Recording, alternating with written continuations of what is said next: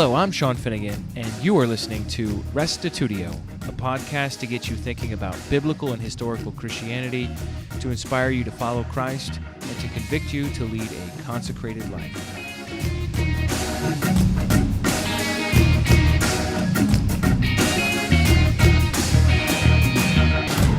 Although the focus of this class is on the history of Protestants of various stripes, it's also important to realize that Catholicism changed a good deal during the last 500 years. In this lecture, you'll get a brief sketch of the history of some of the significant Catholic movements and doctrinal declarations during this period, including the Inquisition, the Council of Trent, the Jesuits, the doctrines about Mary, and the First and Second Vatican Councils, as well as much more. This is Lecture 11 of a History of Christianity class called 500, From Martin Luther to Joel Osteen. Here now is Podcast 127, Catholicism. Number 11, Catholicism. So here I intend to cover 500 years of Catholic development in 45 minutes. Are you ready? This is a book that I use as a source for this lecture and for some other future subjects that I'll be talking about. It's by Tim Grass, and it covers the period from 1648 to the present. It's called Modern Church History. And it's a good textbook if you're interested in getting an overview of the different movements during this period, both in Europe, in America, and in other places as well. And so I just wanted to mention that to you before jumping in. So what happened when Luther started his Reformation, started his movement of protesting against the Catholic Church in the 1500s? What was the Catholic response? I haven't talked about the Catholic response yet. And so what Pope Leo X said, more or less, was that this is just some sort of drunken brawl among the German monks. It'll pass. The general thought was the Protestants are just lustful and disobedient. They pointed to Luther's marriage as something that was deeply offensive. If you recall, Luther had married a nun, and one of his reasons that he mentioned himself was to offend the Pope, which he succeeded in doing. And then in 1541, we have something called the Regensburg Colloquy, which was an attempt to get Catholics and Protestants together. And they drafted a position paper in 1541, and both the Pope and Luther rejected it. So there wasn't much hope at healing this division that had happened early on. And so what we have then is the Council of Trent. But before I come to the Council of Trent, I just want to mention a few things about the Inquisition. The Inquisition is a part of the Catholic Church that had started as early as the 12th century. So it had been around for hundreds of years by the time of the Reformation in the 1500s. And the Inquisition was something that was developed to combat Cathars and Waldensians, which I'm not going to get into what their beliefs were, but they were different groups that had beliefs divergent from the Catholic Church. And so the Inquisition was especially strong in Spain and Portugal, but also in other places as well. And it persecuted Jewish and Muslim converts that were suspected of secretly continuing to practice their old belief system. So, for example, in the 1578 handbook for inquisitors, it spelled out the purpose of the penalties, which is, quote, "For punishment does not take place primarily and per se for the correction and the good of the person punished, but for the public good in order that others may become terrified and weaned away from the evils they would commit." So this is a deterrent strategy. This is sort of one of the reasons that people give for the death penalty, is that it will deter others from committing a similar crime. So the Inquisition was very self-consciously designed to not help the person that was the sheep that had wandered astray from the church.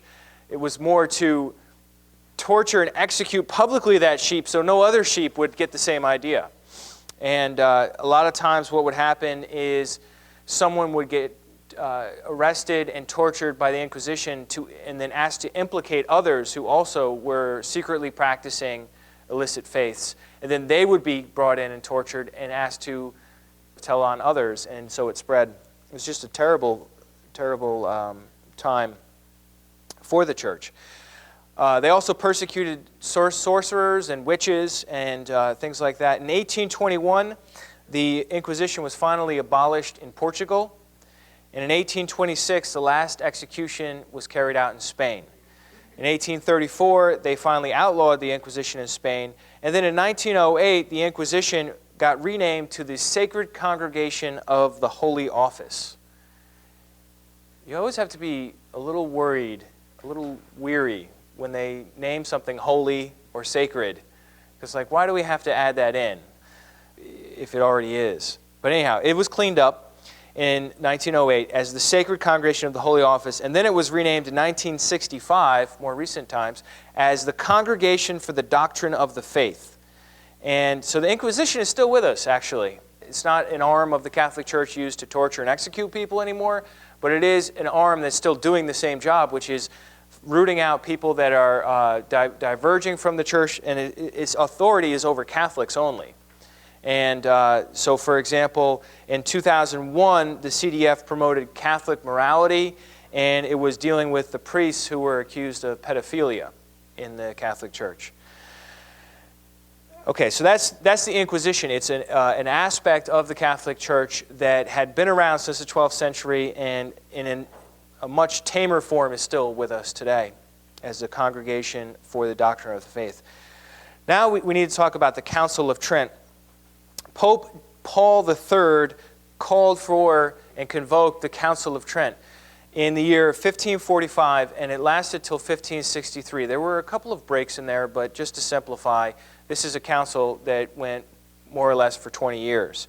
The purpose of this Council of Trent was to deal with the issue raised by Luther and Calvin and Zwingli and others who were breaking away from the Catholic Church, and it was a response. What do we do? Our church is breaking into pieces here. And so Christianity after the Council of Trent is called Tridentine Catholicism, after the Council of Trent, and before it, we just call it medieval Catholicism. So we have almost a whole different kind of Catholicism coming in. I mean, it's not totally different, it's just there are some changes. For example, on the doctrinal front, they affirm the 7 sacraments, which have been questioned by a lot of these protesters, including transubstantiation and the people not being able to take the cup and communion. They rejected justification by faith alone, and they affirmed that doctrine is built on Scripture and tradition. It's not built on Scripture alone. Luther's motto was sola scriptura.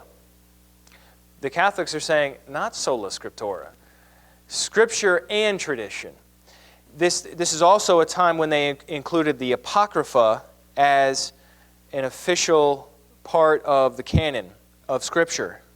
These are the books found in the Catholic Bible that are not in other Bibles. It was at this time. They had been used for a long time, but they were officially declared legitimate here. The main difference that we find with the Council of Trent is that they really cracked down on abuses by the priests and the bishops. And they cleaned house. And so, for example, they said that a bishop needs to be a pastor of a diocese, not a prince of the church. There's a real different mindset there, right? If you're a pastor, you care for the people. If you're a prince, the people are your subjects to serve you, to pay for your whatever it is kind of life you want to live.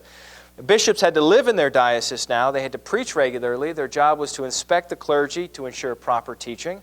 And they're supposed to meet regularly at meetings called synods. The bishops were all told to start seminaries in each diocese for the training of clergy separate from the university, because if somebody went to the university, they ended up becoming Protestant. So Catholics are starting their own seminaries for the training of their clergy as a result of the Council of Trent. And no more concubinage, so no more live-in girlfriends allowed for priests and bishops.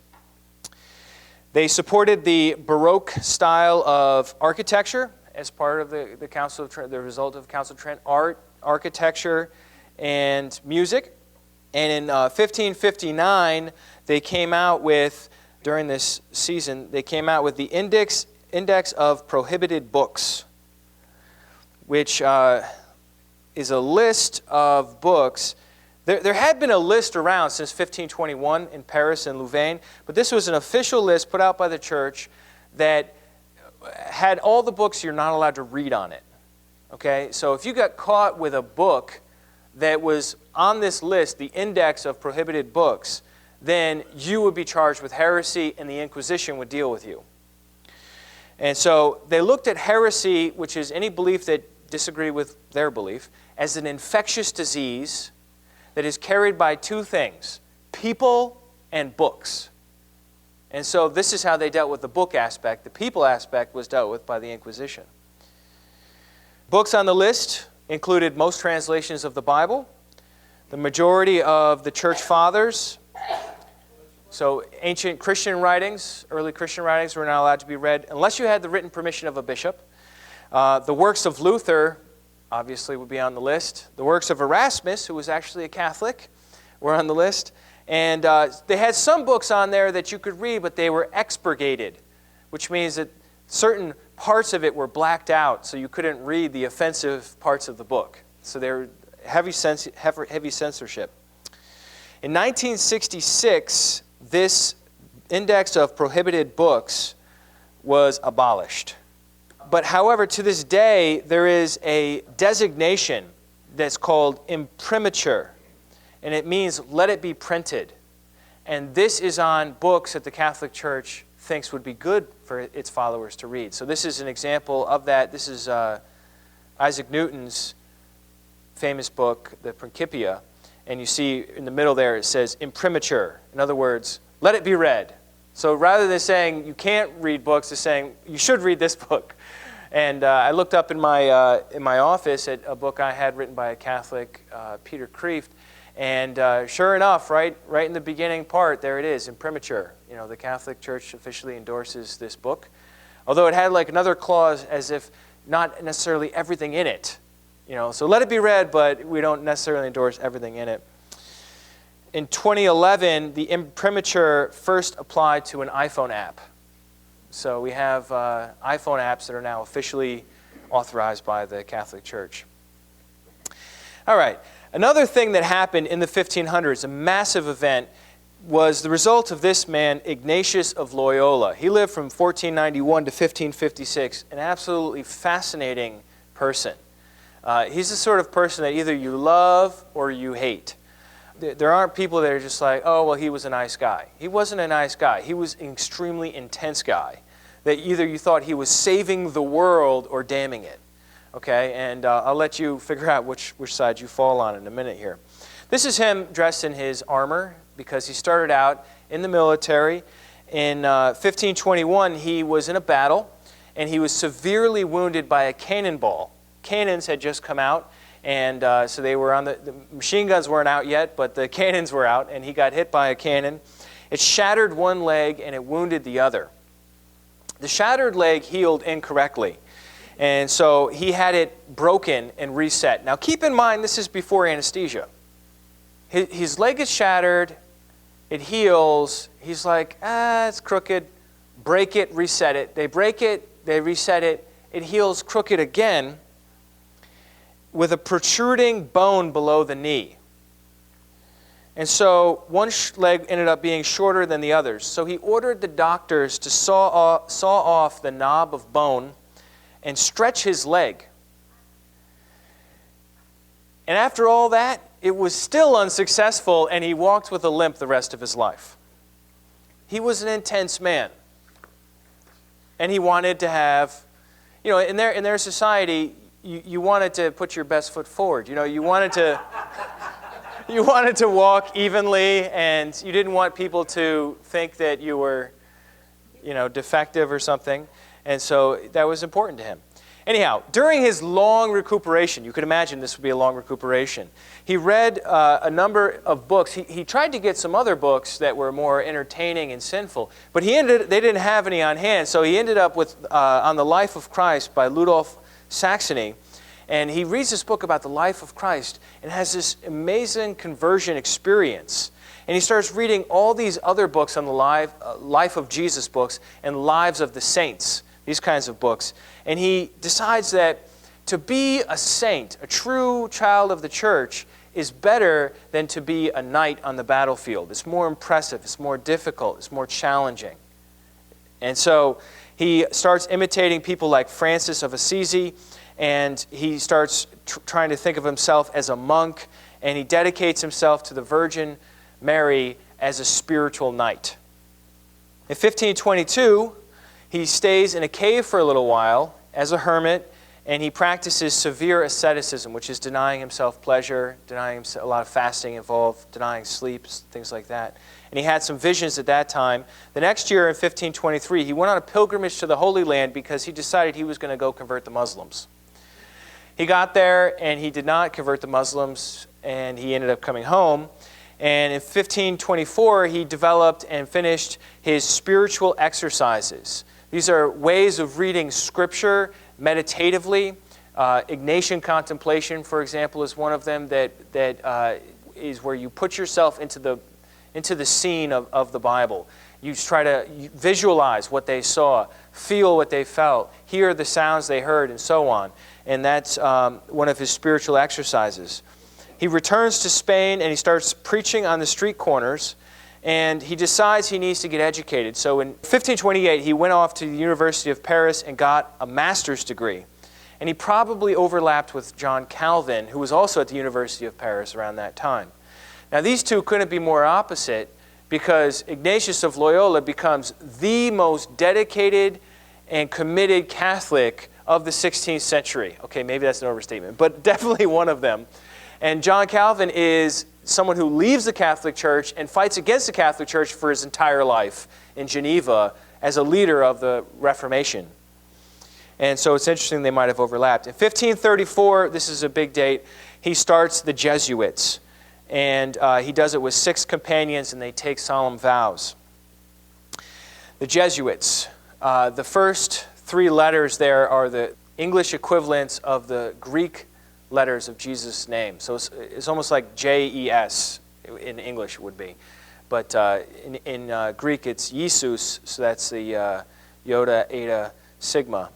And so this organization is officially approved by the Pope. So it's not just some random person that's doing his own thing. The Pope says in 1540, I officially recognize this as a society, just like the Dominicans, the Franciscans, the Carmelites, the Beguines, the Benedictines, all these different groups of officially recognized Catholic orders. And there are rules of the order of the Jesuits. Has anybody ever met a Jesuit before? Okay, a couple of you have. You did, okay. I was once, when a Jesuit tries to recruit you, well, first of all, you have to be a guy. But when he tries to recruit you, the opening line is, are you married? That's how they get started. And if you say yes, you're off the hook. If you say no, then it's like you've got to come to the secret meeting and try to get you involved, because you have to be celibate for life in order to be a part of the Jesuit order. They took vows of poverty, chastity. They accepted orders to go anywhere in the world. This is all part of the deal if you're going to sign up to be a Jesuit. You have to leave. You may have to live in extreme conditions. I'll get to that in a minute. And they're thought of the Marines of the Church as God's soldiers, the sort of cream of the crop of the Catholic Church. And they vow direct obedience to the Pope. I have a quote here for you. This is rule number 13. It says, that we may be altogether of the same mind and in conformity, if the Church shall have defined anything to be black, which to our eyes appears to be white, we ought in like manner to pronounce it to be black. Absolute obedience to the Church, and especially the Pope. If the Church says it's black, it's black. I don't care if your eyes tell you it's white. Your eyes are wrong. And that's the sort of dogged obedience that we have here. Ordination takes between 8 and 14 years of training. And then you still can't take your vows for a few years after that. It's by far the longest of all the orders to become a Jesuit priest. And they were a vigorous group of people. This is Francis Xavier Matt Elton shared about his role in Chinese Christianity, or in Japanese Christianity. This is the man who preached in India and had great success in Japan. You see the IHS by his sword there, or not sword, cross coming out of the heart. That is the Jesuit motto. Matteo Ricci dressed as a Confucian scholar and brought Christianity to China. And Robert Nobili mastered Sanskrit and brought Christianity to the Brahmin caste in India. And then we have Alexander de Rhodes, who preached in Vietnam. These Catholic Jesuits are going off doing missionary work before anyone else is even thinking about this subject. I mean, it's really something how far ahead of the game they were. So we're talking about Japan, China, India, Vietnam, but there's a whole other part of the world that gets a lot of Catholic influence as well, the Americas. From Canada to the middle part of the United States, where the Louisiana Purchase was, to Mexico, Central America, and South America, you have Jesuits going over there, willing to do anything for the cause, to preach to the natives, to make converts, to make Catholic communities centered on a church, and they travel with the colonialists as they go over there and take over these places. The Jesuit priests are doing missionary activity along with them. This is Pope Alexander VI, who awarded colonial rights to Spain and Portugal a year after Columbus sailed the ocean blue. Alexander VI gave them official colonial rights, so long as they brought Catholic priests with them to convert the natives. And so the king of Spain and Portugal had the right to appoint bishops for a while. From 1519 to 1521, Spain conquers the Aztec Indians. In 1531 to 1536, they conquered the Incas. So this is all happening around the same time. They treat the natives as barbarians and they enslave them. The most deadly thing they do, by far, is they bring smallpox and other diseases that the natives have no resistance to. And just incredible percentages of the population are totally wiped out by small things like smallpox and typhus and things like that the Europeans brought with them. Also around this time we have Teresa of Avila, who was a Spanish mystic, had visions of Christ, some pretty weird stuff where she got, I think, stabbed repeatedly by Christ or somebody, and it felt really good. And she had these really weird visionary experiences, but she was officially recognized as a legitimate visionary or a mystic as part of the Catholic Church, and she started a group of discolcid Carmelites, which means they don't wear shoes. And she was very influential. There's a lot more I could say about her, but I'm doing 500 years in just a few minutes here. So I'm running on then. Gregory the 15th is the man who in 1622 founded the Sacred Congregation for the Propagation of the Faith. They didn't like short names back then, I guess. And so he founded this as an organization to supervise all the missionary work that was happening. So already in 1622, now we have a missionary oversight committee that is dedicated to handling issues that come up with missions. And what he did in 1622 is he put international Christians under the Pope's authority and no longer under the authority of the kings. This man, Pope Urban VIII, in 1627 established a missionary training school. And so already in the 17th century, the Catholics are heavy into missionizing, which brings us to the Chinese rites controversy, which we already have covered before, so I'm not really going to go into it other than just to say they waffled back and forth on whether or not the Chinese Christians, the converts, were allowed to venerate their deceased ancestors. And eventually the church decided in 1715, is the official declaration by Clement XI, that these Chinese rites are illegal, they're improper, they're heretical, we don't allow this. And so there was some going back and forth there. One of the next major things that happens for Catholicism is in the 18th century, the French Revolution. The French Revolution is absolutely massive for Catholicism. If you recall, probably the three biggest supporters of Catholicism in this time period are Spain and Portugal, and then you have, of course, Italy and France. You remember when I told you the story of the Reformation in France? And the comeback is, what Reformation? There wasn't a Reformation in France. They tried. There was the affair of the placards, and there was St. Bartholomew's Day massacre, and all this, and the Edict of Nantes, and everything else. But eventually, France just remained Catholic. And so the French Revolution, which took place from 1789 to 1799, I don't know where they got the idea of a revolution from. Maybe America, 1776, right? But anyhow, 1789 to 1799, Thomas Jefferson was there, by the way, at least in the beginning, of the French Revolution. They decided they wanted to get rid of the king, King Louis XVI. And doesn't he look like such a good king? But he wasn't such a good king. In these 10 years, from 1789 to 1799, I'm not going to go into all the details. I'm just going to kind of briefly cover it. We have no less than 5 governments. Governments, not different rulers, but forms of government. We start out with monarchical absolutism. That's another way of saying the king's way or the highway. Right? So you have a king that's declaring everything. And then we go from there to a constitutional monarchy, which means, well, the king's there, but if the Constitution and the people interpreting the Constitution agree with the king, then we'll do it. And we go from that to a radical republic, and in 1793, King Louis XVI gets the guillotine and loses his head. And then after that, we end up with a 5-person directory, a reign of terror, in which this incredibly efficient instrument is put to a lot of use. And then eventually, we get a dictatorship under Napoleon. And so the French Revolution is this really complicated period of history where we have governments toppling each other. It begins with people crying out, liberty, I guess this is French, liberté, égalité, fraternité.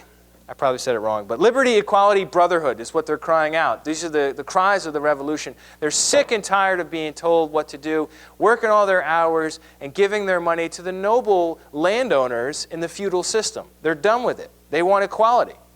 And so the people in France, they don't want to be the king's subjects anymore. They want to be the citizens of the nation. That's a big change. You know, that's normal for us. We think of ourselves as citizens. We don't think of ourselves as the President of the United States subjects, right? We think of ourselves as American citizens. It changed the relationship of church to state. That's not in a small way. It's a massive change. At one point, one of these governments decides they're going to take all of the monasteries, all of the church property, all of the bishop, the clergy, the priests, and make them loyal to the French government, not to the Pope of Rome anymore. And so they required all of the clergy to swear a vow of allegiance to France, and about half of them, or less than half of them, do it. And the rest of them say, we're not doing it. We're loyal to the church. We're not, we live here, but we're not going to make this oath of allegiance. And so they all get fired. And then there's, it's just revolution after revolution. The king becomes a figurehead. The nobility ends up losing all their lands. The church loses all its monasteries. The government, the people say, no, the government is supposed to serve us, not the king. And people begin participating in government. There's voting, but it's kind of shady, where you're voting somebody who's going to vote the main person in. And a lot of the liberties get suspended that the people were promised because of the turmoil. And so you don't actually end up with liberty for a while. And people end up electing the bishops and the judges and the magistrates. And there's the emancipation of the individual. There's this whole movement that's washing through. We'll talk about this later, called the Enlightenment. And so the Enlightenment plays into this. They attempt to get rid of the Catholic Church. There are a couple of really nasty periods where they establish the cult of reason. And then the cult of the Supreme Being comes in after that. But they get rid of Sunday, holy days, saints, prayers, rituals, ceremonies. They just full-on decide they're going to re-engineer society as a whole, and most of it fails. Which brings us to the Napoleonic Wars. Here is Napoleon with his famous sideways hat on his horse, just an incredible warrior, a Frenchman. Well, actually, he was from Corsica. He wasn't really French. But he came to be a general in France. During the period of the Revolution, you have wars without as well as wars within. And at one time, not only England, but also Austria and Prussia and Russia, everybody wants a piece of France. You know why everyone wants to attack France during the period of the Revolution? Because they don't want the revolutionary chaos and equality ideas to spread. So they'd rather conquer France and put it back the way it was than have this revolution spreading from country to country like a cancer. And so France needs somebody that can fight wars. And that's how Napoleon rises to power. These wars of Napoleon last from 1803 to 1815. And he fights against England, Austria, Prussia, and Russia, and he conquers much of Europe. Pope Pius VI, I'm not going to tell you the whole political story about Napoleon. I just want to focus on how it affects Catholicism right now. But Pope Pius VI condemned the French Revolution when it happened, and as a result, things did not go well for him.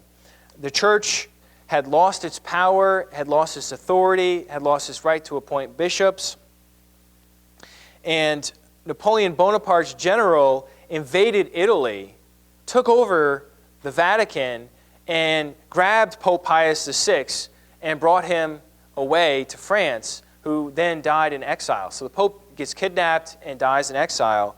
The next Pope comes on the scene, and Napoleon decides he's not going to be the same as the Revolution, totally anti-Catholic, but he's going to recognize that although France is not a Catholic nation, it's a nation with a majority of Catholics, and he decides he can better use Catholicism to keep the country together than attacking it. And so Napoleon decides that it's better to make peace with the Catholic Church. And in 1801, he compromised and restored some of the traditional roles to the Pope of Rome. The clergy are still going to be salaried by France and not by Rome, and the papal states can return to the Pope's control, but everything's sort of under this overarching French empire that's spreading all over Europe. In 1804, something really interesting happens where Pope Pius VII is called upon by Napoleon to crown him as emperor. This is why I say it's a dictatorship. I mean, if you get crowned as the emperor by the Pope, you're trying to be like the Caesars of old. He's pretty clearly trying to imitate that in this painting here. When this happened at Notre Dame in Paris, he also had Pope Pius VII crown his wife, Josephine, as empress.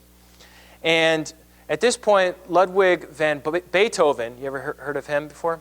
Crossed out his dedication to Napoleon in his Third Symphony because he thought Napoleon had gone too far, and he crossed him out in his Third Symphony. Napoleon didn't really care what Beethoven wrote in his symphony because he had the whole world in his hand, or so it seems, right? This is a map here. You have the French Empire in the middle, and then you have the countries that are allied with Napoleon, like the Austrian Empire. And then you have these satellite nations. I mean, just a brutal war fought in Spain, nasty on both sides, but eventually it falls to France. The Kingdom of Italy falls to France, the Kingdom of Naples, the Confederation of the Rhine, and over here the Grand Duchy of Warsaw, which we would probably call Poland, and Prussia, and then you have Denmark and Norway. I mean, if you're Portugal or the United Kingdom, you're getting pretty nervous, right? And there's one other country over here, Russia. And so what happens is Napoleon finally decides he's going to take Russia, raises an army of 600,000, and marches his way to Russia. The Russian Tsar is very clever and refuses to engage Napoleon in battle and just retreats, and gives him Moscow. So Napoleon gets to Moscow, and the city's empty. There's no people in it. And the city lights on fire, and it gets completely burned. And I think there's some question as to whether it was the Russians that started the fire or Napoleon and his people that started the fire. But here's the thing, fall was there, winter's around the corner. If you're going to stay in Russia and keep trying to chase after these Russian troops who are running away from you, he hadn't even gotten into a battle yet. You need a place where you can winter, some place where you can have shelter and you can have food and access to sanitation and everything else. And if Moscow is up in flames, what are you going to do? So they decide to go home. And on their way home, winter comes early that year. And it's a brutal winter with temperatures below freezing and snow, and the army just withers, and these Cossack little raiding bands would come and attack them on the flanks, and they were eating their horses to survive, and it was just disaster. Hardly anybody makes it home, just a tiny percentage of the people that left, and they never even got to fight the Russians. And so when that happens, the rest of Europe, see, I'm telling the political history. I'm supposed to stick to how it relates to Catholicism, but it's such a story, isn't it? The rest of Europe sees that this army is depleted, and they rise up and they decide, if we all league together, we can fight against Napoleon and fight against France, and we can take them. And they do. And that is when France goes back to the normal size of being France again. So, very, very catastrophic, like a world war here that happens in Europe that really affects Catholicism in a big way. Next, I want to talk about the Immaculate Conception of Mary, which comes in as a belief officially proclaimed in 1854. So this is sometime after the Napoleonic Wars. But in 1854, Pope Pius IX proclaimed the Immaculate Conception of Mary as dogma. Now this is, to be clear, not that Jesus was born without sin, but that Mary was conceived without sin. So that she could then be holy, a holy vessel for having Jesus. And so the Immaculate Conception of Jesus, or of Mary, started in, well, the whole movement has a whole prehistory to it. But 1571, there was a battle of Lepanto against the Ottoman Turks, and they won. They credited it to Mary. There's a resurgence of Marian devotion. She's called the Queen of Heaven. She's understood as mediatrix, which means the one that goes between God and people. In 1617, Pope Paul V said Mary was conceived without original sin. Pope Gregory XV in 1622 said Mary was conceived, again, without original sin. 1661, Alexander VII declared Mary's soul free from original sin. 1708, Pope Clement XI celebrated the Feast of the Immaculate Conception. So by the time we get to 1854 and Pope Pius IX's declaration as dogma, which means every Catholic must believe this, it was pretty well ingrained. Then we come to another major council.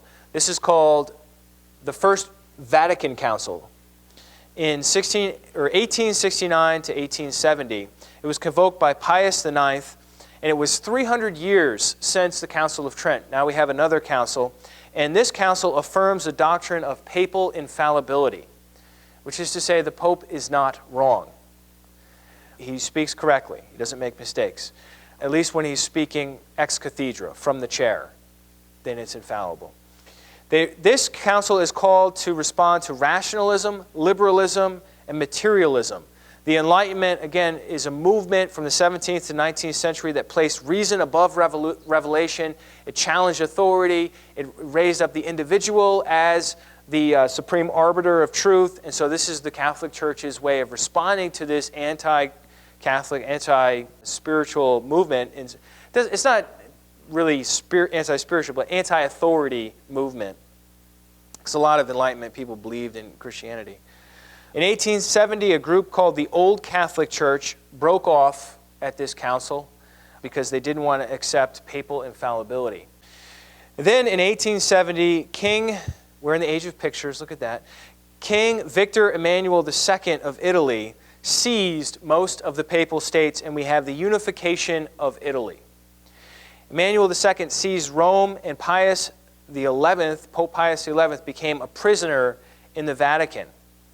And so at this point, the Pope loses his what's called the temporal power. He still has ecclesiastical or church power, but he doesn't have power over a collection of nations or cities around him. Until 1929, when Benito Mussolini declared the Vatican City a sovereign nation. And so the Vatican City is actually a country. It's the smallest country in the world. And it has its own law, its own police, and everything else within the city of Rome. Then, continuing on in our story, getting into the 20th century, in 1950 we have the Assumption of Mary. And this has nothing to do with what Mary assumed to be true or not. It has to do with the idea that Mary, since she did not have original sin, was assumed into heaven. She ascended into heaven bodily, in body and soul. She did not die and go into a tomb like Jesus. She also ascended into heaven. And so that ends up in 1950 by Pope Pius XII. And then we come to another game changer, Second Vatican Council, which happened from 1962 to 1965. Another massive change within the Catholic Church. Again, Mary is lifted up and venerated as very worthy of veneration. Paul VI proclaimed Mary the mother of the Church and made the council, Second Vatican Council, was to declare the teachings clear to the modern world. They talk about the nature of the Church, the mission of the laity, and religious freedom. And probably the biggest change is they allow Mass in the vernacular language. So no longer when you go to a Catholic church do you hear it in Latin. If you're in America, you hear it in English. And they also do sacraments in that language, the local language as well. There's also a movement called ecumenism. I don't know if you're familiar with this or not, but it's where you try to find points of commonality between multiple different sects of Christianity. So, for example, the Catholic Church is reaching out to the Eastern Orthodox Church, and the Protestant Church is trying to find points of commonality, trying to find some sort of unity. And as a result of the Second Vatican Council, we have another breakaway from the Catholic Church called the traditional Catholics, is what they like to call themselves. Other people call them traditionalist Catholics because Catholics call themselves traditional too, so it's kind of a debate over a name. But I believe Mel Gibson's part of this group that wants to say the Mass in Latin. They want to stick to the traditionalist, pre-Second Vatican way of being a Catholic. But the story's not over. 1968, we have the encyclical Humane Vitae, probably butchered that, by Pope Paul VI, who condemned birth control, abortion, and euthanasia. This doesn't mean that these are new teachings. It just means that there was an official church statement on that, because when the society brings up an issue, the church responds, right? Makes sense. And then in 1971, we have the beginning of what's called liberation theology. People could argue it might have started before that, but this is when Gustavo Gutierrez wrote his book, A Theology of Liberation. This is a movement involving a lot of people in South America, Leonard Boff of Brazil, John Sobrino of Spain, Oscar Romero of El Salvador, Juan Luis Segundo of Uruguay. And they're fighting against poverty. They're fighting against systemic injustice. They're politically active. They're organizing.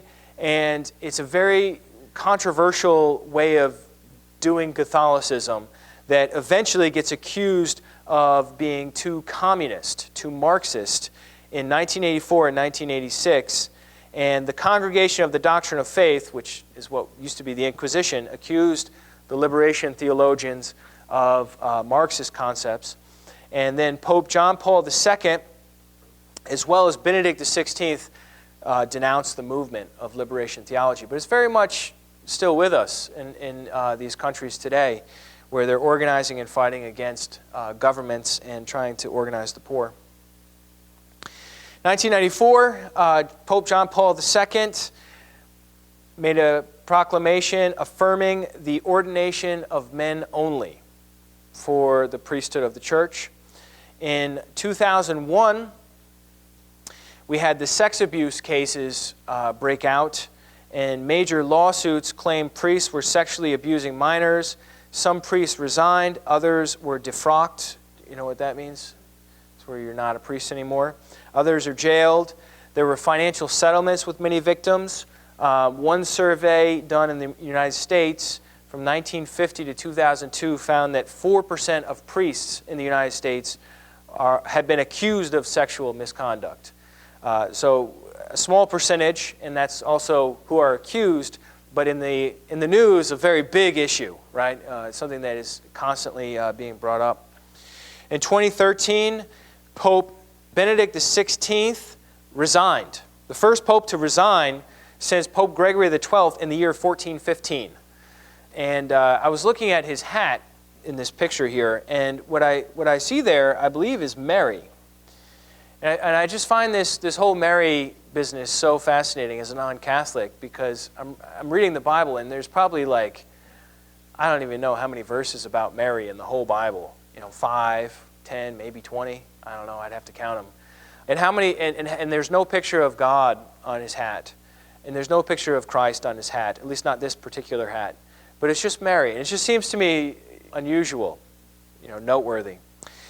But he had the courage to resign from office when he felt that he was no longer able to function adequately, and I appreciate that, certainly.